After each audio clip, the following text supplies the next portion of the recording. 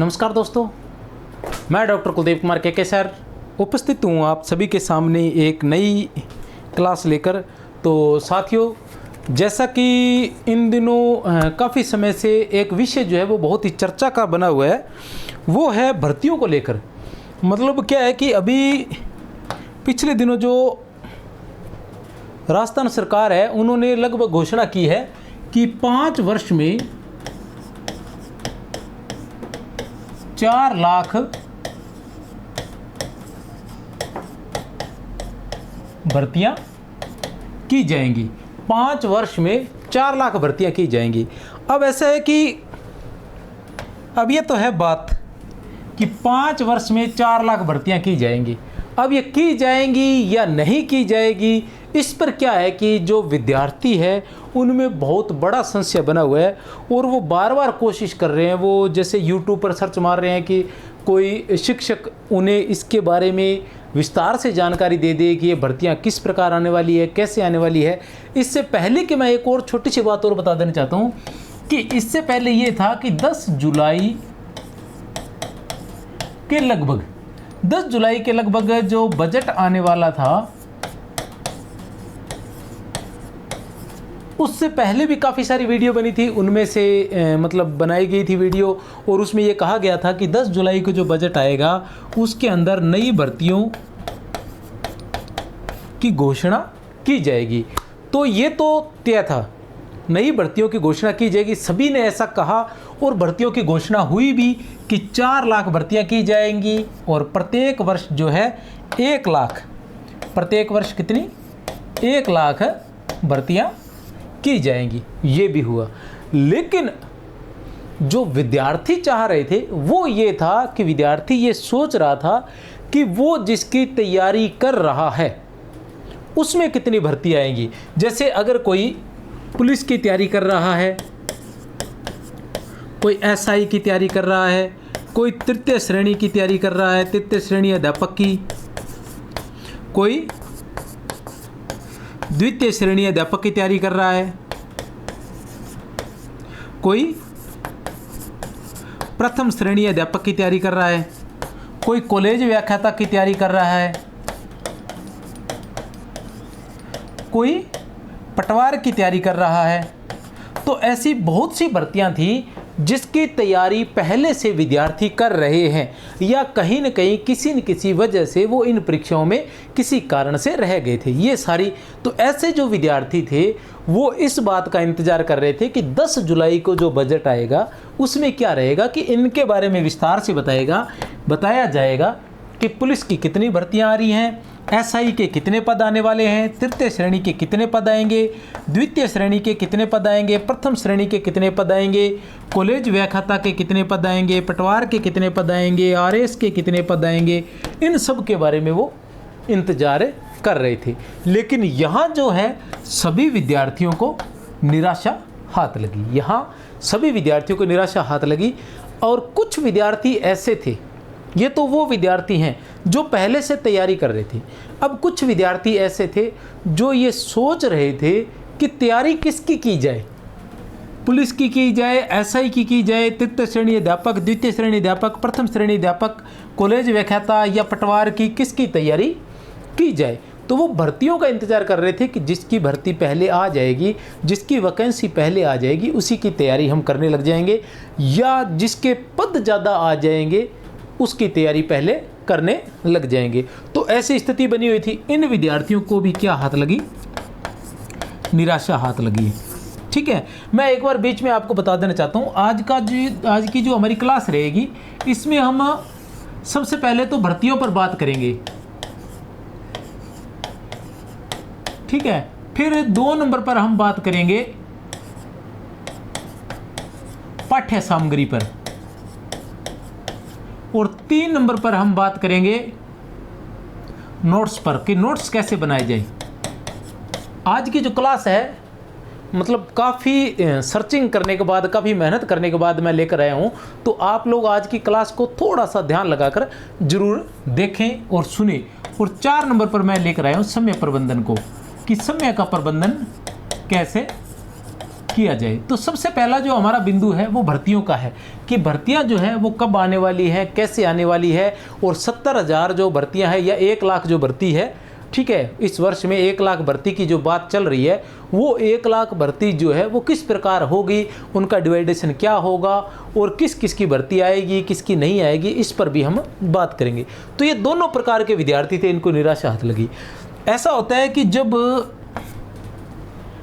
किसी को किसी की चाह नहीं रहती ना, चाह से तात्पर्य ये है कि मुझे किसी चीज़ की आकांक्षा नहीं है, मतलब मुझे ये नहीं है कि कल मेरे साथ क्या होने वाला है। जैसा कि है कि मैं ये सोच रहा हूँ, मुझे पूरी तरह से आश्वस्त कर दिया गया है कि कल आपको ये जो वस्तु है या ये आपकी जो इच्छा है ये पूरी होने वाली है। लेकिन अचानक क्या होता है कि कल मेरी वो इच्छा पूरी नहीं होती है, तो कहीं न कहीं मैं निराशा का संचार हो जाना या फिर मुझे क्रोध आना ये स्वाभाविक है। तो कुछ विद्यार्थी निराश हुए, कुछ विद्यार्थियों को क्रोध भी आया। कुछ विद्यार्थियों ने सरकार को कोसना शुरू कर दिया, तो कुछ विद्यार्थियों ने क्या किया, शिक्षकों को कोसना शुरू कर दिया। जिन शिक्षकों ने ऐसी वीडियो बनाई थी और कहा था कि हाँ 10 जुलाई को भर्तियां आ जाएंगी, तो उन शिक्षकों को कोसना भी शुरू कर दिया। तो मैं आपको बता देना चाहता हूँ इस बारे में कि आपको निराश बिल्कुल नहीं होना है। और रही बात भर्तियों की, रही बात शिक्षकों की, तो सभी शिक्षकों के बारे में मैं आपको एक बात बता देना चाहता हूँ कि कोई भी शिक्षक होता है वो विद्यार्थी को कभी भी नकारात्मक सोच की तरफ लेकर नहीं जाता है, वो हमेशा सकारात्मक ही आपको व्याख्यान देगा, सकारात्मक सोच की तरफ ही आपको लेके जाने का प्रयास करेंगे। अब नॉर्मल सी बात है कि मुझे ऐसे बताओ कि कोई भी शिक्षक आपको ऐसे कैसे कह सकता है, और मैं मानता हूं कि कहना भी नहीं चाहिए कि कुछ जो होते हैं ना, कुछ कहते हैं कि कुछ झूठ भी होते हैं ना, तो वो भी अगर किसी का भला होता है तो वो भी बोल देने चाहिए, ठीक है ना, उसमें भी कोई आपत्ति नहीं है। कैसे, मैं आपको बताता हूँ कि कोई शिक्षक कैसे कह दे कि भर्ती नहीं आएगी, भी भर्ती नहीं आएगी, ऐसा तो कभी हो ही नहीं सकता ना कि भर्ती नहीं आई। ऐसा तो है नहीं कि सारे डिपार्टमेंट बंद हो गए हैं, कि आज के बाद सारे डिपार्टमेंट बंद हो गए हैं, अब कोई भर्ती नहीं आएगी। तो भर्तियां तो आनी है। 10 जुलाई को नहीं आई तो अगस्त में आ जाएगी, अगस्त में नहीं तो सितंबर में आ जाएगी। लेकिन जब आ जाएगी तब आप क्या करोगे? मैं आपको एक छोटी सी बात बताना चाहता हूँ कि मुझे एक बात बताओ कि कोई व्यक्ति है, कोई इंसान है, वो क्या है कि जब प्यास लगेगी तब वो कुआं खोदना अगर प्रारंभ करेगा तो क्या वो सक्सेस हो जाएगा? क्या उसको पानी मिल जाएगा? क्या वो पानी मिलने तक जिंदा रह पाएगा? या एक तरह से और हम कह दें कि जैसे युद्ध है, जैसे युद्ध में जा रहे हैं तो क्या उस समय की जो तैयारी होती है वो अधिक कामयाब रहती है या पहले से?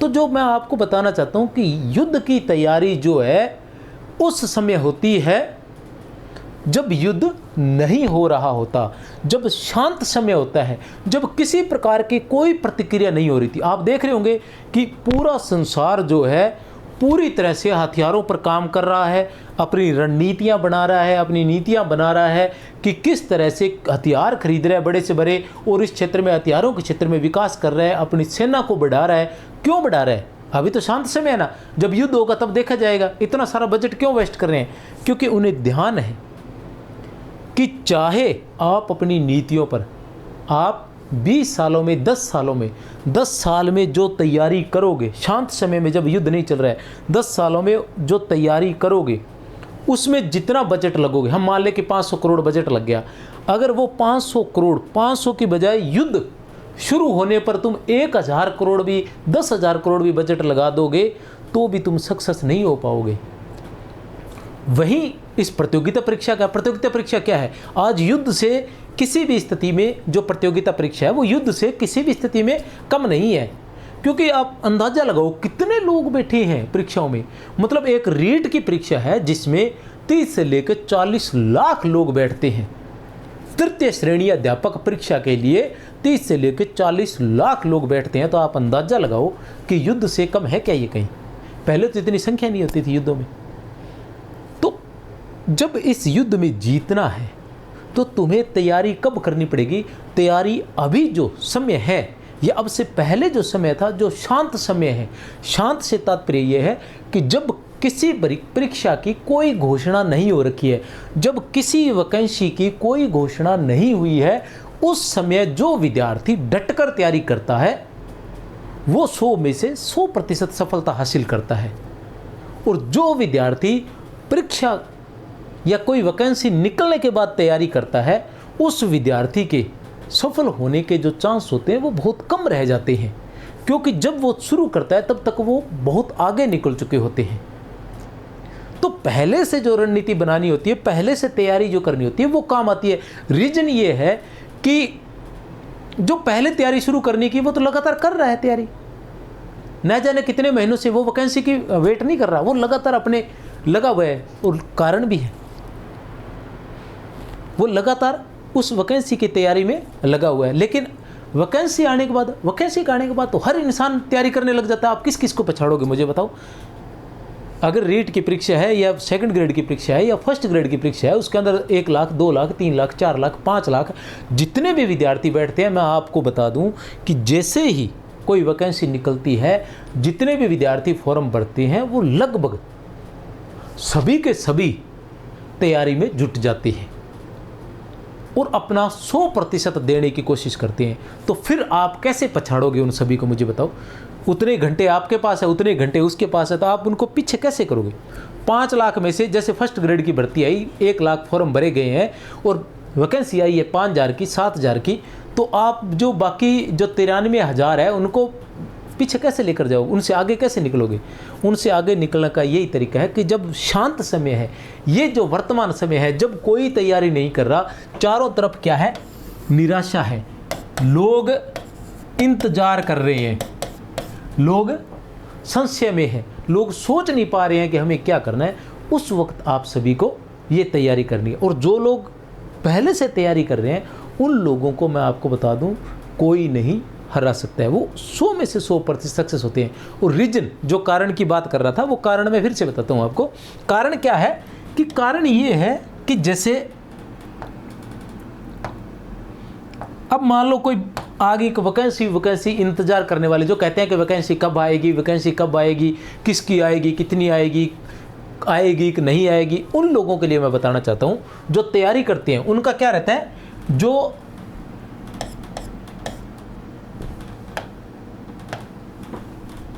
जो रीट की तैयारी करने वाले होते हैं उन्हें ध्यान है, जिन्होंने एक सोच लिया कि मैंने रीट की तैयारी करनी है, जिसने लक्ष्य निर्धारित कर लिया कि मैंने रीट की तैयारी करनी है, तो उसको इंतजार करने की कहाँ आवश्यकता है? रीट तो आएगी, ये तो तय है ना। रीट आए या तृतीय श्रेणी अध्यापक परीक्षा डायरेक्ट हो, लेकिन परीक्षा तो अवश्य आएगी। तो फिर इंतजार किस बात का करना है? ये तो तय है, 100 में से 100% तय है कि अगर जुलाई में नहीं आई तो कब आएगी? अगस्त में आएगी। और अगर 2024 में भी नहीं आई, मुझे बताओ, तो 2025 में तो आएगी ना, या नहीं आएगी? स्कूल बंद तो नहीं हुए, कोई जो जितने डिपार्टमेंट बंद तो नहीं हुए ना, भर्ती आएगी ना, आएगी। तो फिर तैयारी करने में कहाँ समस्या है? तैयारी करो ना, लोगों से जितना आगे निकल सकते हो उतना आगे निकलो,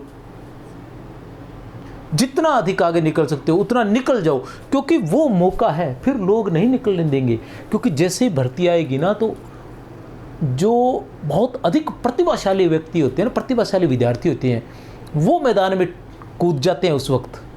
और जब वो मैदान में कूद जाते हैं तो वो जल्दी से किसी को आगे नहीं निकलने देते।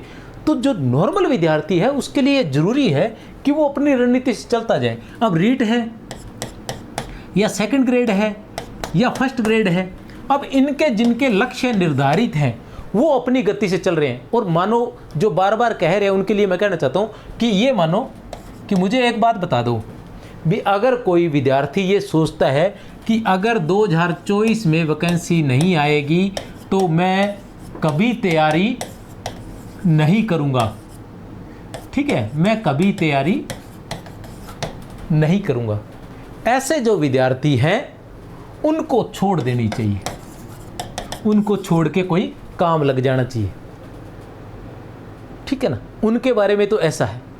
लेकिन जब आपको पता है, मैं उन विद्यार्थियों को, अधिकतर विद्यार्थियों को जानता हूं कि वो वैकेंसी की वेट करते रहेंगे, वैकेंसी कब आएगी, वैकेंसी कब आएगी। जैसे ही वैकेंसी आएगी फिर वो लग जाएंगे, ठीक है, चाहे वो 25 में आए, चाहे वो 26 में आए, चाहे वो 27 में आए, जब मर्जी आए। फिर वो जब वैकेंसी आती है फिर लगते हैं, फिर आगे निकल नहीं पाते, फिर रह जाते हैं, फिर नई वैकेंसी की तैयारी, फिर नई वैकेंसी का इंतजार करते हैं, वैकेंसी कब आएगी, वैकेंसी कब आएगी। अरे जब तुम्हें लगना है, तुमने तय कर लिया है कि तुमने लगना ही है, तुमने अध्यापक लगना है, तुमने द्वितीय श्रेणी अध्यापक लगना है, तुम्हें फर्स्ट ग्रेड लगना है, तुम्हें SI बनना है, तुम्हें पटवारी बनना है, तुम्हें RS बनना है, तुम्हें प्रोफेसर बनना है, जब तुमने सोच लिया है तो तुम फिर इंतजार किस बात का कर रहे हो? तुम लगे रहो ना उस काम में। अगर तुम कोई काम करते हो, चलो सपोज किया कि कोई भी काम करने वाले विद्यार्थी है, उनको समस्या रहती है, कुछ विद्यार्थी जो काम भी करते हैं साथ में, या कुछ विद्यार्थी ऐसे भी हैं जैसे जो अध्यापक लगा हुआ है, तृतीय श्रेणी अध्यापक है, वो सेकंड ग्रेड की तैयारी करना चाहते हैं या फर्स्ट ग्रेड की तैयारी करना चाहते हैं, या RS की या असिस्टेंट प्रोफेसर की तैयारी करना चाहते हैं, वो आगे बढ़ना चाहते हैं। तो उनके लिए भी मैं एक बात बता देना चाहता हूँ कि जो समय प्रबंधन है, समय प्रबंधन कीजिए ना, जितनी अपनी ताकत है उतनी लगाइए ना। जब वैकेंसी आ जाएगी तब आप अवकाश लेकर बैठ जाना, तब आप करते रहना तैयारी। लेकिन वैकेंसी का इंतज़ार हमें नहीं करना है। मैं एक बार फिर से बता देता हूँ, जो वैकेंसी का इंतज़ार करते हैं वो वैकेंसी का इंतज़ार ही करते रहते हैं। जो तैयारी करते हैं वो तैयारी करते हैं और उन्हें जीत मिलती है, उन्हें सफलता मिलती है। क्योंकि जब लक्ष्य निर्धारित है, आपका लक्ष्य निर्धारित है, तो उस लक्ष्य पर लगे रहिए ना जब तक आपको सफलता नहीं मिल जाती। बीच में रुककर बैठने से क्या तात्पर्य? भी आप बीच में बैठ गए, अब जब 2021 में आई थी वो कर ली, अब बैठ गए, अब जब तक 2024 में आ नहीं जाती तब तक हम उसका इंतज़ार करेंगे, हम आगे नहीं चलने वाले हैं। तो फिर आपकी कैसे बात बनेगी, मुझे बताओ। तो इस तरह से आपने क्या करना है कि शांत जो वातावरण है, अभी लोग उस लेवल पर तैयारी नहीं कर रहे हैं, लोग असमंजस में हैं, लोग इधर उधर देख रहे हैं और लोग उतनी मेहनत नहीं कर रहे हैं, तब आप अपनी जी जान लगा दो, पूरी ताकत लगा दो और ये सोच के लगा दो कि जब तक वैकेंसी नहीं आ जाती तब तक मैं लोगों से इतना आगे निकल जाऊंगा, मैं लोगों से इतना आगे निकल जाऊंगा कि चाहे इस संसार का कितना भी प्रतिभाशाली विद्यार्थी क्यों ना आ जाए, वो मुझे पछाड़ नहीं सकता। ये ताकत लगाइए, क्योंकि जब भर्ती आ जाएगी तब आप भी तैयारी करने लग जाओगे डट के और लोग भी करने लग जाएंगे। लेकिन अब जितना मौका है आपको आगे निकलने का वो अब है। अब हम बात कर रहे थे, ये तो है बात, अब भर्ती की बात कर रहे थे, कह रहे थे कि भर्ती आएगी नहीं आएगी। अब 1 लाख 1 वर्ष में भर्तियों की बात की है, अब ये 2000 बात रही 24 की। अब मुझे एक बात बताओ कि भर्ती क्यों नहीं आएगी। अब मैं थोड़ा सा, जैसे मैं सेकंड ग्रेड फर्स्ट ग्रेड के बारे में थोड़ा सा बताना चाहता हूँ कि जैसे पहले जो एजुकेशन डिपार्टमेंट में होने के नाते मैं आप सभी को बता देना चाहता हूँ कि इसके अंदर वैकेंसी के बारे में, सीटें कितनी खाली है, इस बारे में बार बार आता रहता है। तो हमें ध्यान है कि एजुकेशन डिपार्टमेंट में कितनी सीटें खाली है। अभी नॉर्मली जैसे मैंने पहले भी बताया था कि नॉर्मली जैसे एक ये DPC नहीं होने की वजह से समस्या आ रही है। अभी जैसे 10,000 कितने 10,000 जो है वाइस प्रिंसिपल उप प्राचार्य की DPC हुई है, जिसमें से 5,000 की हो गई है और शेष 5,000 की बाकी है, जो 22 जुलाई को कोर्ट का डिसीजन आने वाला है शायद, उसके बाद है इनकी भी हो जाएगी। ठीक है, और वैसे भी इनको उसी श्रेणी में, वाइस प्रिंसिपल की श्रेणी में ही मान रहे हैं। अब मैं आपको एक कहानी बताना चाहता हूँ कि जब ये 10,000, ठीक है ना, अभी मैं आपको पूरी कहानी बताऊंगा कि जब ये 10,000 जो उप प्राचार्य है, ये जो उप प्राचार्य, इनका नाम उप प्राचार्य दिया है, लेकिन अभी ये कहाँ बैठे हैं, अभी ये व्याख्याता की जगह बैठे हैं, अभी ये व्याख्याता ही है।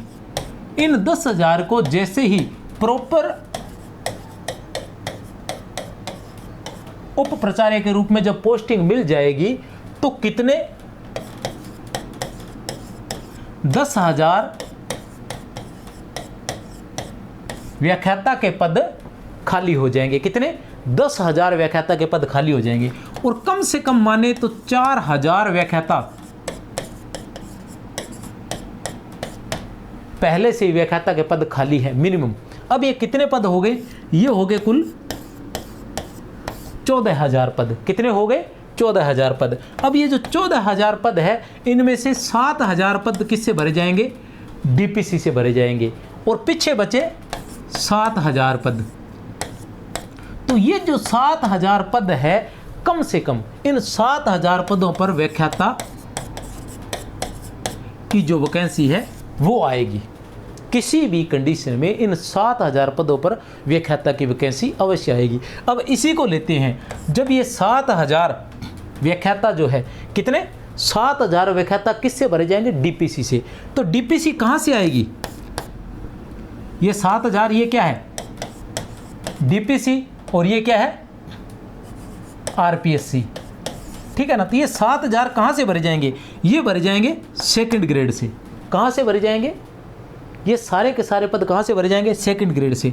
जब 7,000 सेकंड ग्रेड सीटें खाली हो जाएंगी, 7,000 ये हो जाएंगी, और 4,000 मैं आपको बताता हूँ कि कम से कम पहले से पद खाली होंगे।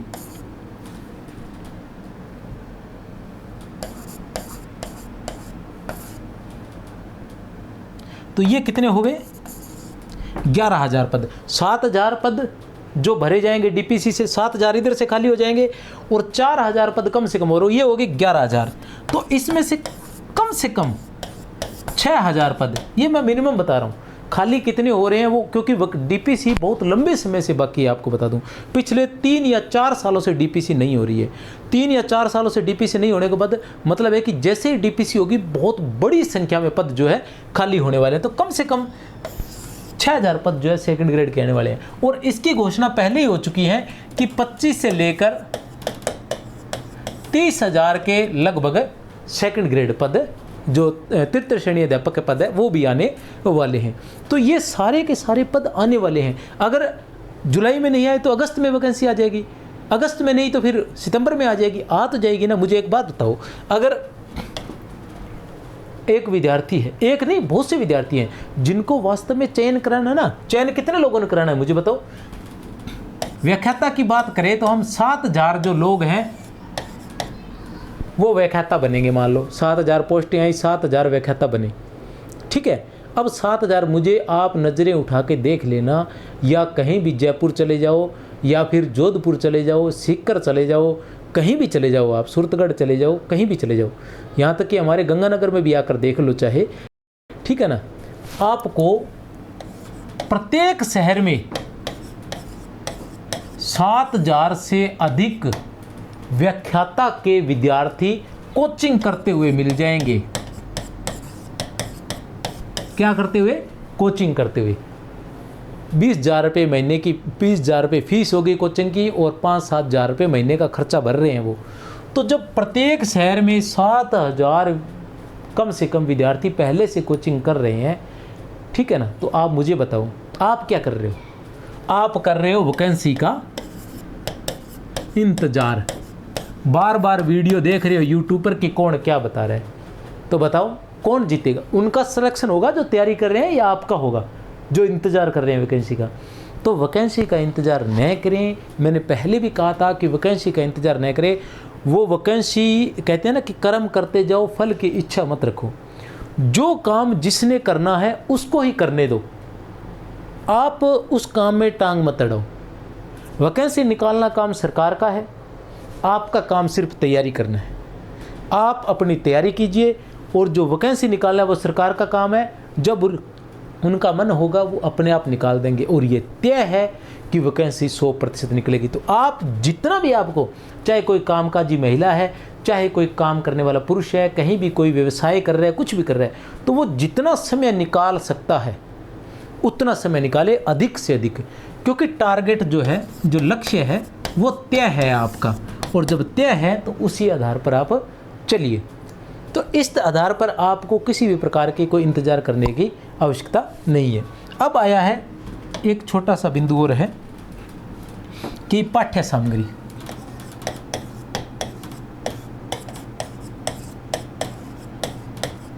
पाठ्य सामग्री पर वैसे मैं विस्तार से फिर बताऊंगा, क्योंकि अभी पहले से क्लास थोड़ी लंबी हो गई है, ठीक है। तो पाठ्य सामग्री की बात करें तो पाठ्य सामग्री का क्या करना, अधिकतर विद्यार्थी क्या करते हैं कि बहुत सारा मैटर इकट्ठा कर लेते हैं, और मुझे नहीं लगता कि कुछ एक शिक्षकों को छोड़ के कोई ऐसा कहता है कि जो भी शिक्षक ये पढ़ा रहा होता है वो कहता है कि मेरे नोट्स आप पढ़ लीजिए, ठीक है ना। और कुछ एक दो सहायक पुस्तकें वो बता देता है, ठीक है। कोई भी शिक्षक ये नहीं कहता कि बहुत सारा मैटर कलेक्ट के लिए, क्योंकि मैटर की एक बात अलग होती है कि जैसे आप किसी भी शिक्षक से पढ़ रहे हैं, उनके नोट्स आपने ले लिए, तो अब जब जो शिक्षक आपको पढ़ा रहा है तो उसने ऐसे ही तो राजस्थानी में क्या जी धूड़ में लठ तो मारेड़ा है को नहीं, ठीक है ना। ये तो इतनी तो कम से कम अकल आपको भी होगी कि कौन सा शिक्षक कैसा है और वो कैसा पढ़ा रहा है, कहाँ से पढ़ा रहा है। अगर इतना आप first grade, second grade, third grade तैयारी कर रहे हो, आरपीसी कर रहे हो, स्नातकोत्तर हैं, तो आपको इतना तो ध्यान रहता है, कम से कम इतनी पकड़ तो आ ही जाती है आपको, इतने समझदार तो आप कम से कम हो ही गए हैं। तो ऐसी कंडीशन के अंदर मुझे एक बात बताओ भी, नोट्स जो वो बना के दे रहे हैं तो क्या आपके समझ में नहीं आता है कि नोट्स कैसे हैं। तो मेरा ये मानना है कि आप किसी के भी नोट्स लीजिए और वो जो सहायक पुस्तकें बताते हैं उन सहायक पुस्तकों को पढ़िए, ज़्यादा इधर उधर मत भटकिए। आपको जिस पर विश्वास ठहरता है, जिसकी पढ़ाने का तरीका जो है आपको अच्छा लगता है, जिसकी बातें जो बताते हैं वो आपके दिमाग में अच्छे से बैठ जाती हैं, तो उसी की बात मानकर और उसी के हिसाब से आप तैयारी करना शुरू कर दीजिए। मैं आपको एक बात बता देना चाहता हूँ कि सबसे बड़ी बात क्या होती है, अभी जो परीक्षा का पैटर्न बदला है, अभी जो प्रश्न आते हैं वो समझ पर आधारित आते हैं, और समझ पर आधारित प्रश्नों को हम कब कर पाते हैं, जब हम हमारी पाठ्य सामग्री का 4 से 5 बार रिवीजन करते हैं। और ये रिवीजन जो होता है ये विद्यार्थी के अनुसार होता है, ये विद्यार्थी पर निर्भर करता है कि विद्यार्थी किस प्रकार का है। मैं आपको बता दूं कि कुछ विद्यार्थी होते हैं वो बहुत अधिक लगन से, बहुत अधिक घनिष्ठता से और बहुत अधिक मतलब मन लगाकर तैयारी करते हैं, तो वो विद्यार्थी 2 से 3 बार भी अगर रिवीजन करते हैं तो उनकी बात बन जाती है। लेकिन कुछ विद्यार्थियों की थोड़ा रिवाइज करने की स्पीड बहुत ज़्यादा होती है, तो 5 से 7 बार भी आप रिवाइज कर सकते हो। अब 5 से 7 बार जब आप रिवाइज करते हो तो किसी बिंदु के बारे में आपकी जो सोच होती है, आपको लगेगा कि आपको याद नहीं है, लेकिन किसी बिंदु के बारे में आपकी एक सोच विकसित हो जाती है। तो वो सोच जो होती है वो क्या करती है, आपके प्रश्नों के हल करने का प्रतिशत जो है वो बढ़ा देती है। जो सोच विकसित होती है वो आपके प्रश्नों को हल करने की जो प्रतिशत है वो बढ़ा देती है, और सोच पर आधारित ही या समझ पर आधारित ही इन दिनों प्रश्न आने लग गए हैं। तो ये आपने बात ध्यान रखनी है कि रिवाइज आपने ज़रूर करना है। अब पाठ्यक्रम कैसा लेना है, अब पाठ्य सामग्री में क्या होता है कि हमें ये ध्यान रखना है कि वास्तव में कितनी की सामग्री हमने लेनी है, कितनी की पाठ्य सामग्री कितनी की जरूरी है। तो उसके लिए क्या रहता है कि अब एक विद्यार्थी है, बाजार गया, एक गाइड उठाकर ले आया, अब वो कहता है कि सीमित, सर ने बोला है कि सीमित सामग्री। अब एक गाइड वो सीमित सामग्री नहीं है, वो न्यूनतम सामग्री है, ठीक है ना। तो ये ध्यान रखना है कि सीमित सामग्री और न्यूनतम सामग्री इन दोनों में आपको ध्यान रखना है, या अधिकतम सामग्री, ठीक है ना। तो अब क्या विद्यार्थी क्या करता है कि इसके नोट्स उसके नोट्स लाता रहता है, इकट्ठे करता रहता है, जबकि रियल में ये होता है कि जो बेसिक है वो भी उसको याद तो वो ही नहीं होता, न रिवाइज हो पाता है, न उसको बेसिक याद रहता है, लेकिन वो नोट्स पढ़ता रहता है, इसके पढ़ लिए उसके पढ़ लिए। उससे क्या होने वाला है, आपको एक तय करना होता है। तय क्या करना होता है मैं थोड़ा सा बताना चाहता हूँ कि जैसे अब मैं ये नहीं कहूँगा कि गाइड लाइए, लेकिन मैं ये कहना चाहूँ गाइड से सिलेक्शन होता है, मैं ये नहीं कहूँगा, लेकिन मैं ये ज़रूर कहूँगा कि गाइड जो होती है वो आपको गाइड करती है, समझ रहे हो ना। गाइड जो होती है वो आपको गाइड करने के लिए होती है। गाइड कैसे करती है कि गाइड जो होती है उसमें जो भी शिक्षक होता है वो प्रॉपर जो पूरा पाठ्यक्रम है वो सभी एक जगह आपको किस में मिलेगा, गाइड में मिल जाएगा, पूरा का पूरा पाठ्यक्रम। तो वो आपको सचेत करता रहता है कि आपको कितना पढ़ना है, और किस प्रकार पढ़ना है, ये वो गाइड आपको संकेत करती रहती है। दूसरा, मैंने बहुत से विद्यार्थियों से मिला हूँ, किसी के पास भी क्या होता है कि पाठ्यक्रम ही नहीं होता, किसी के पास क्या है, पाठ्यक्रम ही नहीं होता, उनको ध्यान नहीं है पाठ्यक्रम कहाँ है। और पाठ्यक्रम जब मैं देखता हूँ तो उसमें देखता हूँ कि उसमें कुछ भी नहीं होता, साफ एकदम साफ सुथरा पाठ्यक्रम, 5-5 सालों से 10-10 सालों से तैयारी कर रहे हैं और पाठ्यक्रम देखो तो एकदम बिल्कुल साफ सुथरा पड़ा रहता है। अगर आपका पाठ्यक्रम साफ सुथरा पड़ा है ना, जैसे आज ही निकाल के लाए हो, तो आप उम्मीद छोड़ दो कि आपका सिलेक्शन हो जाएगा, ठीक है ना। क्योंकि तैयारी पता कैसे होती है, तैयारी होती है, अभी एक बार गाइड की बात कर रहा था, ठीक है ना, पाठ्यक्रम के साथ साथ इसको फिर मैं करूँगा। पाठ्यक्रम क्या होता है कि आपको बिंदु देखना होता है पाठ्यक्रम में से, एक बिंदु आपने पाठ्यक्रम में से देखा, ठीक है।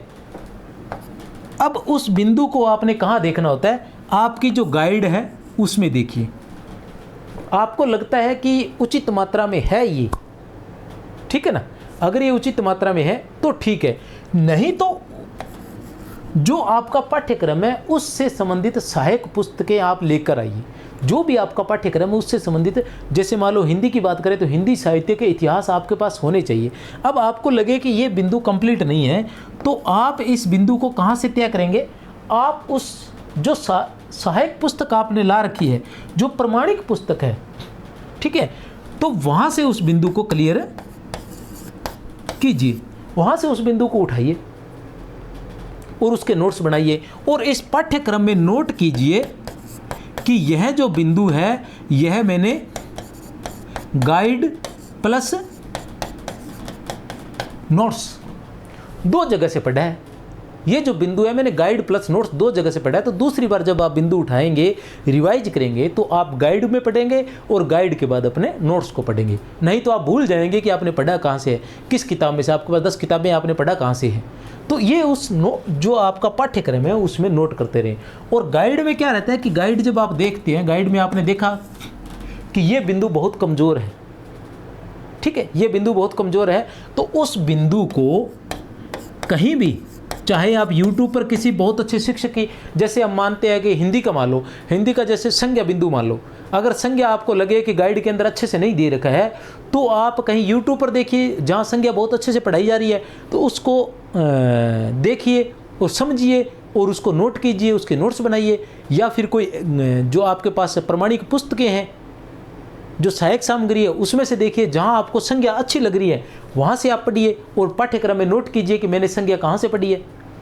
गाइड में भी नोट कीजिए, ठीक है। और ये कहाँ से पता चलेगा कि ये सही है या नहीं है। अब इसके लिए क्या होता है कि एक जो पुराने पेपर हैं वो सभी आपके पास होने चाहिए। जिस विषय की आप तैयारी कर रहे हैं उसके पुराने पेपर जो हैं वो सभी आपके पास होने चाहिए। कैसे कि नॉर्मली मैं एक बात बताता हूँ कि जैसे आप नदियाँ पढ़ रहे हैं, मान लो हिंदी की बात कर रहा हूँ इसलिए मैं नॉर्मली बता देता हूँ कि नदियाँ पढ़ रहे हैं, आपके पास टॉपिक आया नदियाँ, आपके पास एक गाइड थी और नोट्स भी थी, ठीक है।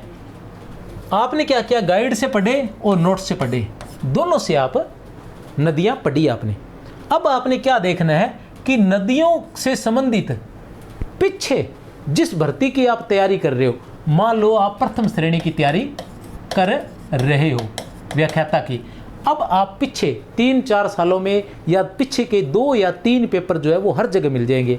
उनमें देखिए कि नदियों के जो प्रश्न हैं वो किस प्रकार के आते हैं, नदियों के जो प्रश्न है ना वो किस प्रकार के आते हैं ये देखिए।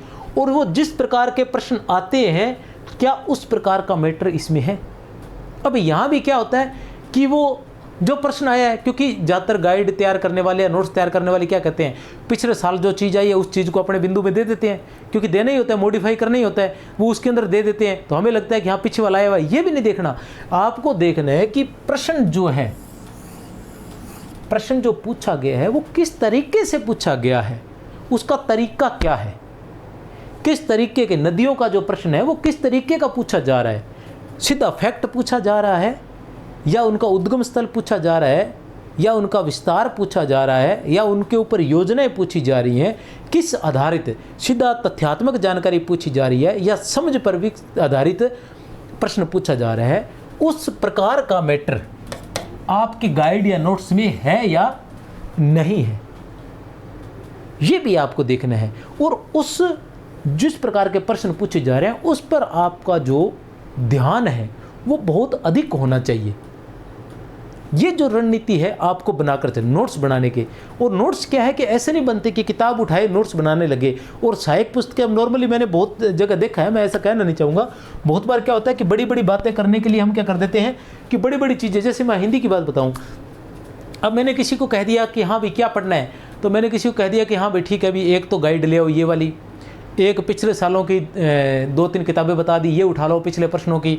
फिर मैंने बता दिया आचार्य रामचंद्र शुक्ल का हिंदी साहित्य का इतिहास पढ़ लो, डॉक्टर नगेंद्र का हिंदी साहित्य का इतिहास पढ़ लो, डॉक्टर गणपति चंद्र गुप्त का हिंदी साहित्य का इतिहास पढ़ लो, रामस्वरूप चतुर्वेदी का हिंदी साहित्य का इतिहास पढ़ लो। अब बोल दिए पढ़ दो। भाई साहब इतिहास पढ़ने में बहुत जोर आता है। और सिर्फ ये हिंदी साहित्य की बात नहीं है, आप चाहे हिस्ट्री में हो चाहे भूगोल में हो, किसी की जो प्रमाणिक पुस्तकें होती है ना वो इतना आसान नहीं होती और उनको याद कर पाना मुश्किल होता है। और याद करने पर भी वो चीज़ उस बिंदु पर हम नहीं पहुंच पाते, क्योंकि जो सर्व प्रमाणिक बिंदु होता है ना वो अलग होता है, लेखक के विचार अलग अलग हो सकते हैं। अब कहे कि जैसे हिंदी की बात बताता हूँ मैं, एक नॉर्मली आपने आचार्य रामचंद्र शुक्ल का हिंदी साहित्य का इतिहास पढ़ लिया।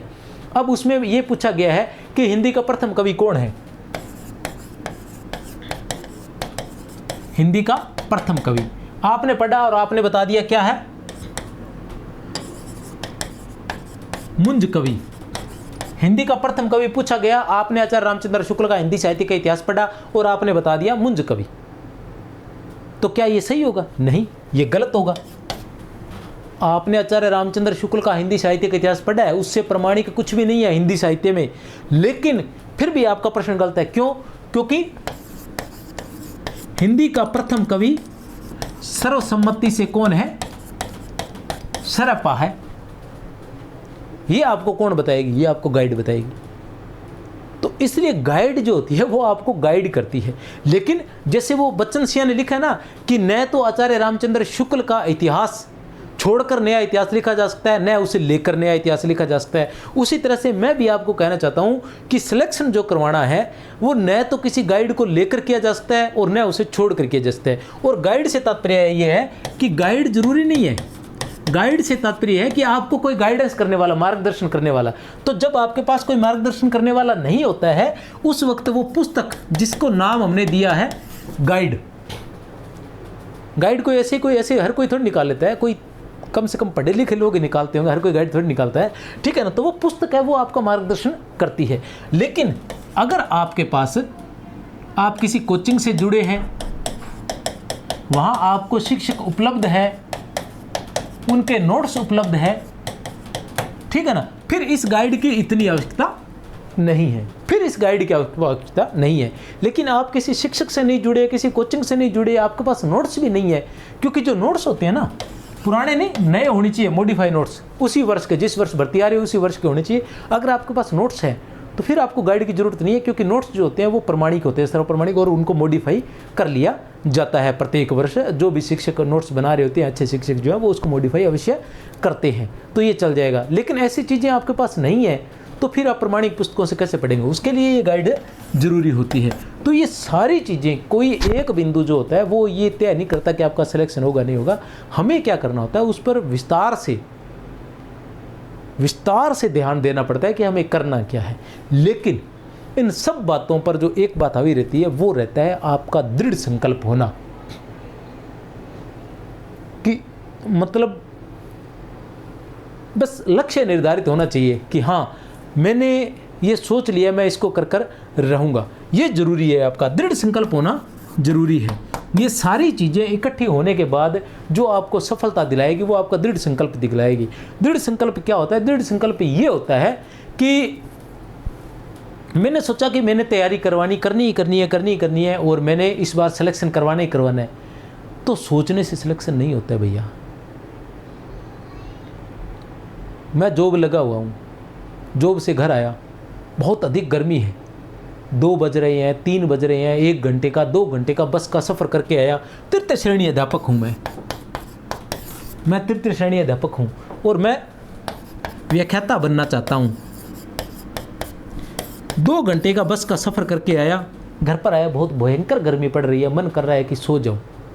लेकिन मैंने दृढ़ संकल्प कर रखा है कि मैंने आते ही तैयारी शुरू कर देनी है, मैंने इस बार सिलेक्शन करवाना है। तो अगर मैं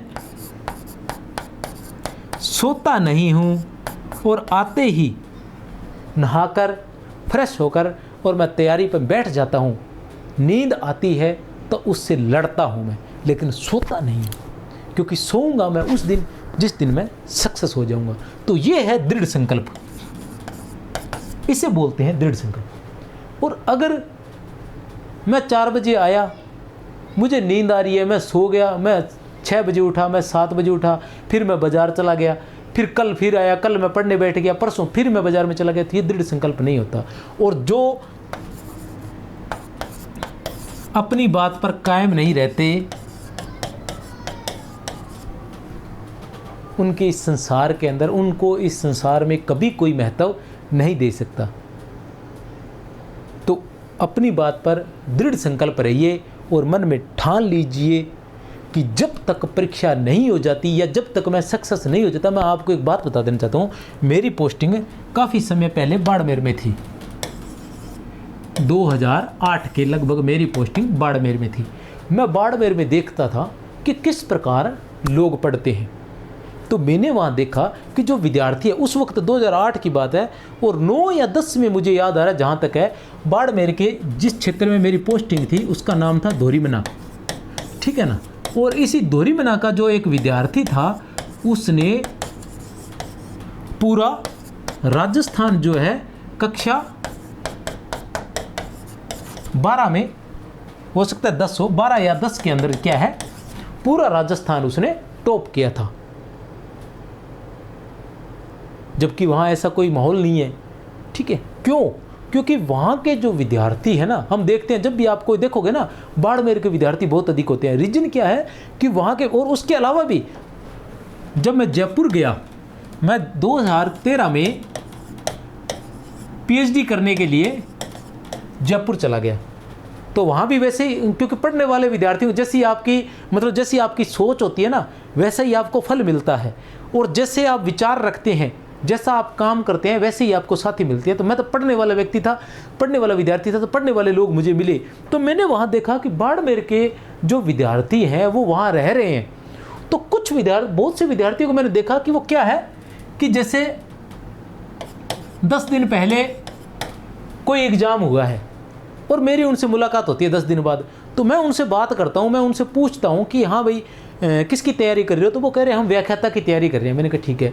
तो मैंने कहा व्याख्याता की तो परीक्षा हो गई, फिर अभी तो कहते परीक्षा हुई है, सिलेक्शन तो नहीं हुआ ना। तो मतलब उनकी थ्योरी ये है कि परीक्षा होना ही काफ़ी नहीं है, क्योंकि हम परीक्षा देने के लिए थोड़ी पैदा हुए हैं कि जब भी परीक्षा आएगी, वैकेंसी आएगी, हम तैयारी करेंगे, परीक्षा देंगे, फिर वैकेंसी आएगी, फिर परीक्षा देंगे। क्या हम परीक्षा देने के लिए पैदा हुए हैं क्या इस संसार के अंदर? या सारी उम्र हम परीक्षा देते रहेंगे? नहीं, हम परीक्षा देने के लिए नहीं, हम सिलेक्शन करवाने के लिए इस संसार में पैदा हुए हैं। हम पढ़ जो रहे हैं ना, वो इसलिए पढ़ रहे हैं क्योंकि हमने सिलेक्शन करवाना है। तो ये जो सोच लेके चलते हैं ना विद्यार्थी, वो वैकेंसी का इंतजार नहीं करते, वो सिर्फ तब तक लगे रहते हैं जब तक उनको लक्ष्य की प्राप्ति नहीं हो जाती, क्योंकि उनकी सोच अलग रहती है। उनके दिमाग में एक ही बात रहती है कि हमने चयन करवाना है, और जब तक चयन हम ज्वाइन नहीं कर लेते ना, तब तक हमें विश्वास नहीं होगा। जिस दिन ज्वाइन कर लेंगे उस दिन सोचेंगे कि आगे पढ़ना है या नहीं पढ़ना।